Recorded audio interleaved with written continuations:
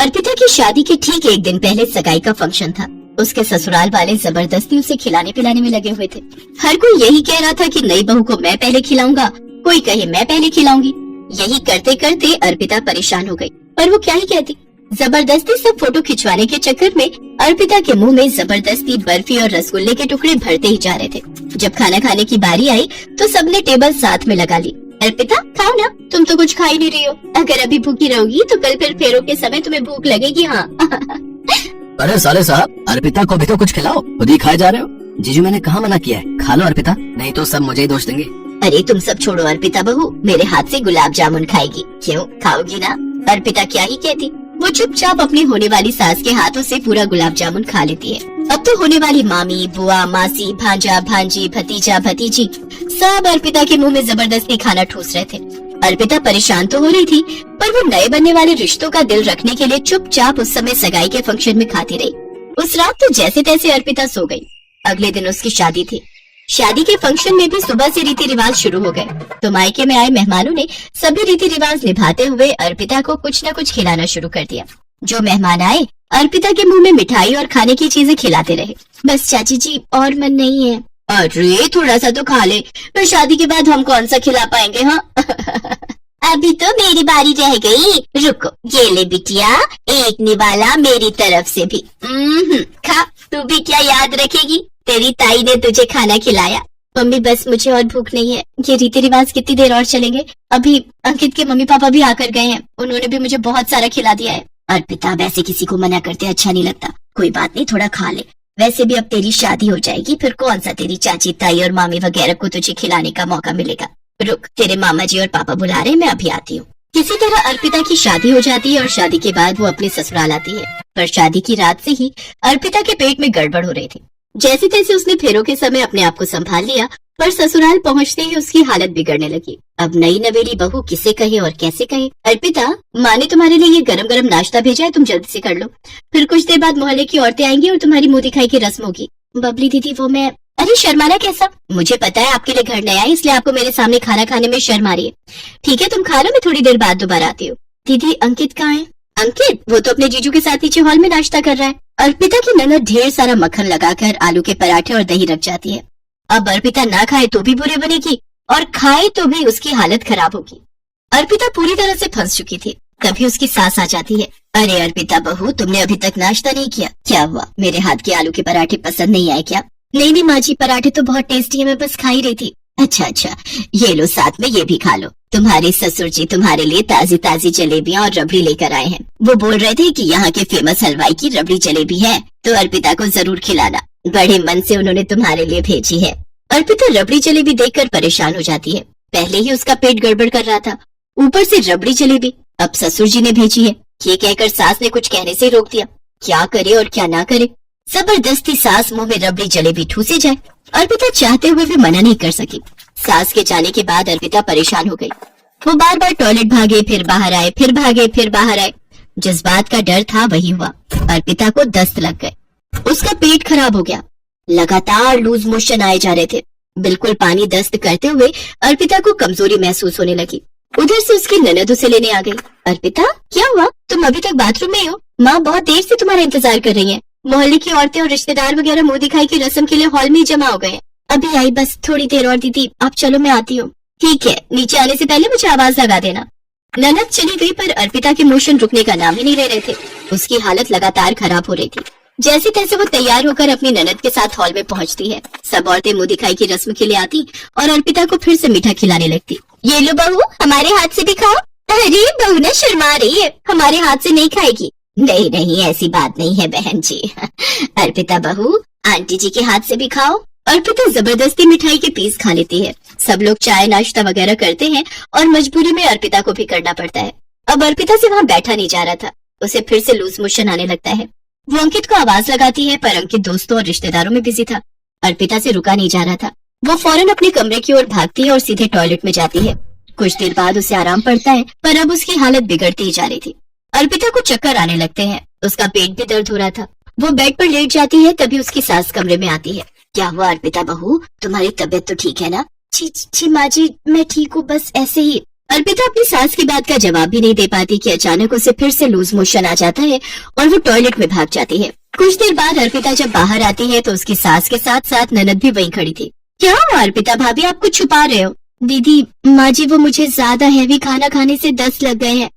कल रात से पेट बहुत गड़बड़ कर रहा है। कहते कहते अर्पिता बेहोश हो जाती है। उसकी सास और ननद दोनों घबरा जाती हैं। अरे अर्पिता बहू, क्या हुआ? बबली, एक बार अंकित और अपने बाबूजी को बुला कर ला। अर्पिता की ननद अंकित और अपने बाबूजी को बुला कर लाती है। अंकित डॉक्टर को फोन करता है। डॉक्टर आती है और अर्पिता का चेकअप करती है। अगर मेरे आने में थोड़ी देर हो जाती तो अर्पिता को हॉस्पिटल में एडमिट करना पड़ता। कोई घबराने की बात तो नहीं है ना डॉक्टर? नहीं, अब डरने की कोई बात नहीं है। मैंने इंजेक्शन दे दिया है, लूज मोशन रुक जाएंगे।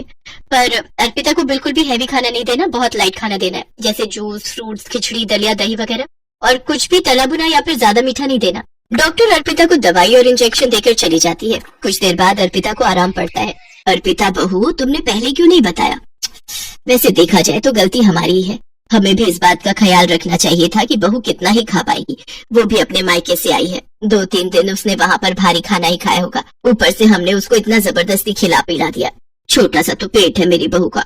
हाय मेरी लाडो, देखो चेहरा कैसे मुरझा सा गया है। माँ, मैं अभी अर्पिता के लिए फलों का जूस निकाल कर लाती हूँ। सॉरी अर्पिता, मैं भी तुम्हारा ख्याल नहीं रख सका। बहू, जब तुम्हारा पेट खराब था तो तुम मना कर देती।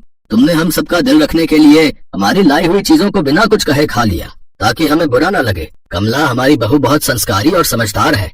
जीती रहो बहू, घबराओ नहीं, तुम जल्दी ठीक हो जाओगी। कमला, बबली, तुम्हें अर्पिता बहू का पूरा ख्याल रखना है, ठीक है? अर्पिता की मम्मी को भी फोन पर ये बात पता चलती है तो उन्हें भी बहुत दुख होता है कि अर्पिता को शादी से 2 दिन पहले भी इतना भारी खाना खाना पड़ा और वो सबका दिल रखने के लिए अपने मायके में भी किसी को मना नहीं कर पाई, और शादी के बाद वो अपने ससुराल में नई बहू बनकर आई तो भी किसी को मना नहीं कर सकी।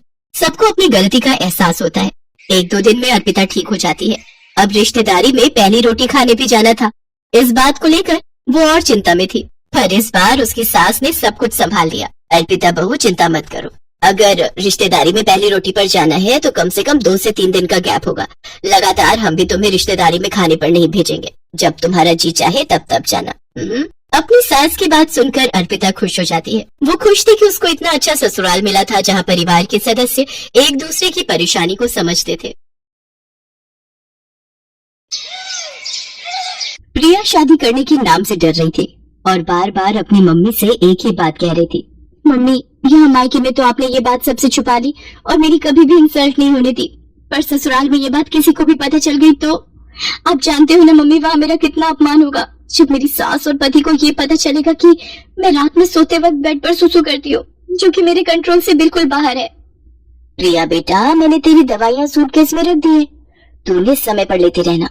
तू घबरा मत, डॉक्टर ने भी तो यही बोला है ना कि तुम्हें तनाव बिल्कुल भी नहीं लेना है, और रात को सोने से पहले सुसु करके सोना, तो तुम्हें ही परेशानी नहीं होगी।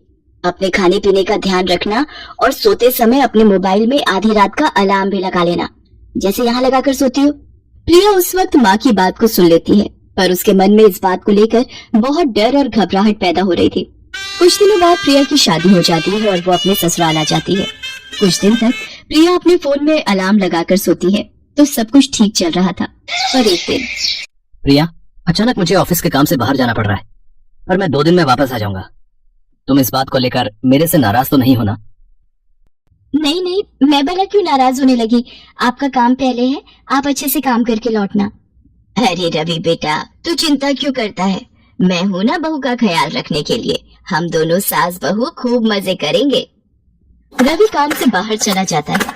उसी रात, प्रिया बेटा, ये देख, मैंने हम दोनों के लिए कितनी बढ़िया वाली आइसक्रीम मंगवाई है। हम दोनों मिलकर खाते हैं। पर मैं तो आइसक्रीम खाती ही नहीं हूँ, क्योंकि ठंडी चीजें खाने से मुझे और ज्यादा सुसु आता है। पर माँ जी को मना कैसे करूँ? उन्हें बुरा लगेगा। मुझे आइसक्रीम खानी पड़ेगी। है ना कितनी बढ़िया वाली आइसक्रीम, हमारे यहाँ की मशहूर आइसक्रीम है। एक काम करो, जब तक रवि वापस नहीं लौटता हम दोनों सास बहू एक ही कमरे में सो जाती हैं। रात को सोते समय गप्पे मारेंगे। जी ठीक है माँ जी, जैसा आप कहें। अब क्या करूँ? मुझे माँ जी के साथ सोना पड़ेगा।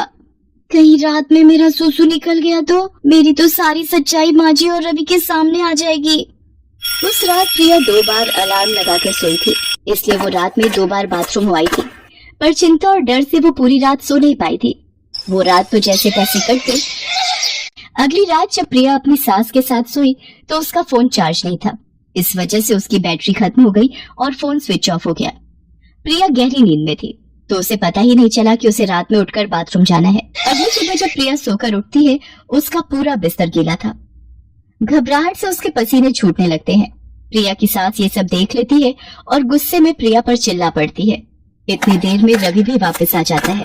रवि बेटा, हम बेड पर सुसु करने वाली बहू ले आए हैं। मुझे तो सचमुच इसे अपनी बहू कहते हुए शर्म आ रही है। दुनियादारी और समाज में किसी को भी पता चल गया तो सब लोग हम पर हंसेंगे। अब मैं इसका क्या करूं? इसके माँ बाप ने भी हमसे इस बात को छुपाया और तो और इसने भी हमसे इतनी बड़ी बात छुपाई। मुझे तो कुछ समझ में नहीं आ रहा है। मैं तो कहती हूँ इसे अभी के अभी इसके माँ के घर भेज दे। अब तू ही इससे बात कर। माँ, मैं ये बात जानता हूँ। मुझे पता है कि प्रिया को रात में बेड पर सुसु करने की आदत है। क्या तू ये बात जानता है और तूने ये बात मुझसे छुपाई? आते ही बीवी का गुलाम हो गया। रवि इस बारे में जानते थे पर उन्होंने मुझसे इस बात के बारे में पूछा भी नहीं और गुस्सा भी नहीं किया। पर रवि को ये बात कैसे पता चली? मैं तो रोजाना अलार्म लगाकर सोती हूँ। माँ, ये बात मुझे उस दिन पता चली जिस रात प्रिया बहुत गहरी नींद में थी। अलार्म मैंने ही बंद किया था। तब मैंने देखा प्रिया के आसपास बिस्तर गीला हो रहा था। मैं उसी वक्त समझ गया था। प्रिया, तुम्हें याद होगा जब उस दिन तुमने मेरे उठते से ही बेडशीट चेंज कर दी थी ताकि मुझे पता न चले। माँ, प्रिया की नजर से सोचो, वो खुद इस आदत से कितनी शर्मसार होती होगी। शायद ये कई रातें सो भी नहीं पाई है। माँ, आप जानती हो इस आदत की सबसे बड़ी वजह तनाव है। आप तो खुद कहती हो किसी भी बीमारी की सबसे बड़ी वजह चिंता होती है। और माँ, हम कितनी बीमारियों का शिकार होते हैं और उन्हें ठीक करने के लिए इलाज के साथ साथ हमें अपनों के सहयोग की भी तो जरूरत होती है। तभी तो हम बीमारी से लड़कर ठीक हो पाते हैं। माँ, इस वक्त प्रिया जिस जगह खड़ी है शायद हम दोनों उसका अंदाजा भी नहीं लगा सकते। इस वक्त प्रिया को हम दोनों के सहयोग की बहुत जरूरत है। अच्छा माँ, एक बात बताओ, अगर यही आदत मुझ में होती तो फिर तुम क्या करती? मेरे ठीक होने में मेरी मदद करती या फिर मुझ पर गुस्सा करके मुझे घर से निकाल देती? माँ, अगर आप प्रिया को इस घर में नहीं रख सकती तो मैं प्रिया को लेकर कहीं और चला जाऊंगा। रवि की बातों को सुनकर प्रिया की आंखों में आंसू भर आते हैं और वो रो पड़ती है। सचमुच रवि एक अच्छा पति होने के साथ साथ एक अच्छा इंसान भी था। मुझे माफ कर दे बेटा, तू ये घर छोड़कर चला जाएगा तो मैं किसके सहारे रहूंगी? मुझसे बहुत बड़ी गलती हो गई प्रिया बहू, मुझे माफ कर दो। मुझे तुम्हें समझना चाहिए था, ना कि तुम्हारी कमी को ढूंढना चाहिए था। एक माँ होकर भी मैं तुम्हारी परेशानी को समझ नहीं पाई। नहीं माँ जी, आप मेरी माँ हो और माँ कभी अपने बच्चों से माफी नहीं मांगती। मैं सचमुच कितनी भाग्यशाली हूँ जो मुझे पति के रूप में रवि और माँ के रूप में आप मिले। प्रिया अपनी सास के गले लग जाती है। ये देखकर रवि भी बहुत खुश होता है। प्रिया अब रात में तरल पदार्थ ज्यादा नहीं लेती थी और समय पर सोती थी। प्रिया रात में कभी अलार्म से ना उठ पाए तो रवि उसे उठा देता था ताकि प्रिया को रात में कोई परेशानी ना हो। प्रिया की सास और रवि प्रिया को खुश रखते थे। धीरे धीरे रवि और सास के सहयोग से कुछ समय में ही प्रिया की ये आदत पूरी तरह से छूट जाती है।